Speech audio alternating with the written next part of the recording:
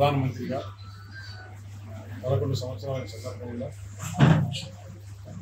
Bharatiya Janata party ప్రభుత్వం అలాగే కూటమి ప్రభుత్వం ఏ విధంగా భారతదేశం డెవలప్ చేసింది వివరంగా మీకు అందరికీ తెలియజేయాలి. భారతదేశంలో ఉండే ప్రతి ప్రాంతంలో కూడా ఈ 11 సంవత్సరాల సభలు జరుగుతున్నాయి.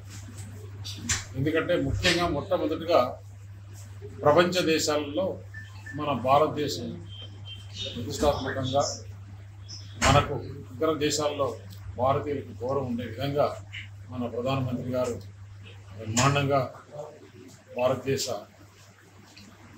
చరిత్రను భారతదేశం యొక్క ఇంపార్టెన్స్ని ప్రపంచ దృష్టికి తీసుకెళ్లడంలో విజయం సాధించింది.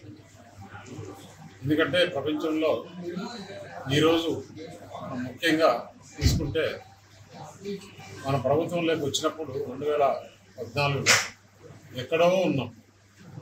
ఈరోజు ఎకానమీలో కానీ జీడిపిలో కానీ 4వ స్థానానికి చేరాం. త్వరలోనే మనం 3వ స్థానానికి రావాలనేదే మన ప్రధానమంత్రి గారి ముఖ్య ఉద్దేశం. ఆ విధంగానే భారతదేశంలో అడ్మినిస్ట్రేషన్ కానీ, డెవలప్మెంట్ కానీ, వెల్ఫేర్ స్కీమ్స్ కానీ, రైతు సంక్షేమం కానీ, ఇండస్ట్రియల్ డెవలప్మెంట్ కానీ, రైల్వేస్ కానీ, పోర్ట్స్ కానీ, రోడ్స్ కానీ అన్ని విధాల డెవలప్మెంట్లో ముందుకు పరిగెత్తుతుంది.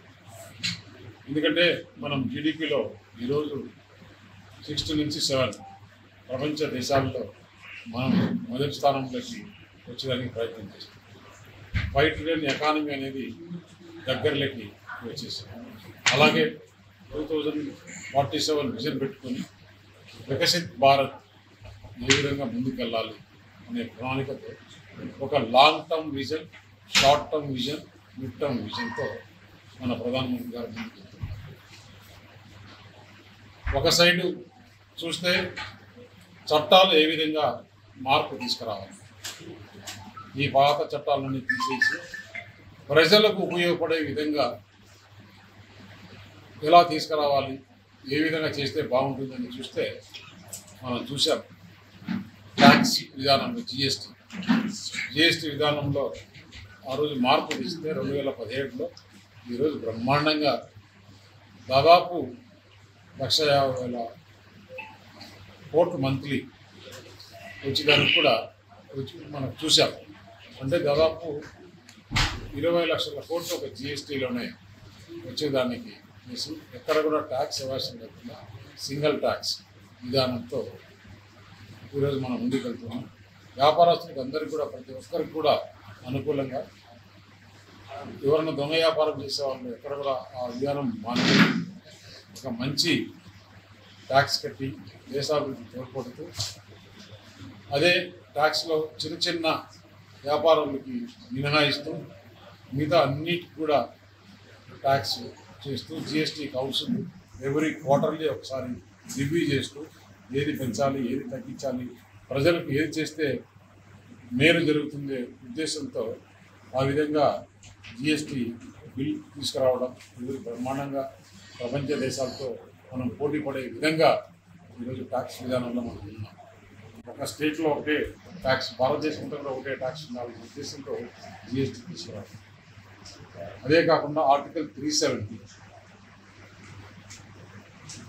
మొత్తం అంతా కూడా భారతదేశం అంతా కూడా ఒకే విధానమైన పద్ధతి ఉండాలి, పౌరులకు అందరికీ కూడా ఒకే చట్టం ఉండాలి అనే ఉద్దేశంతో 370 తీసుకొచ్చి ఈరోజు జమ్మూ కాశ్మీర్లో డెవలప్మెంట్ ఏ విధంగా ముందు పడుతుందో అక్కడ యువతకు ఉద్యోగ అవకాశాలు ఏ విధంగా మెరుగుపడుతున్నాయో మనంతా చూస్తున్నాం. దానిలో భాగంగానే చట్టాలు చేసినప్పుడు ఈ ట్రిపుల్ తలాక్ చట్టం చేయకముందు చాలామంది విమర్శించేవారు. ఈ తలాక్ చట్టం చేసిన తర్వాత ముస్లిం మహిళల్లో ఇంత ఆనందంగా ఉన్నారు. ఎందుకంటే ఈరోజు వారికి జరిగే అన్యాయాన్ని ప్రభుత్వ దృష్టికి వచ్చింది కాబట్టి ప్రభుత్వం వారికి కూడా న్యాయం జరగాలనే ఉద్దేశంతో ఆ చట్టం అమలు చేయడం. ఇలా చట్టాలు చెప్పుకుంటూ పోతే ప్రజలకు ఉపయోగపడే చట్టాలన్నీ కూడా చాలా వరకు జరిగాయి. ఇంకా 1-2 ఉన్నాయి, రాబోయే కాలంలో అవి కూడా చేస్తారు. ఇప్పుడు మన ముందు ఉండేది 1 నేషన్ 1 ఎలక్షన్. మన ఆంధ్రప్రదేశ్లో అయితే 1 నేషన్ 1 ఎలక్షన్ విధానమే ఉంది.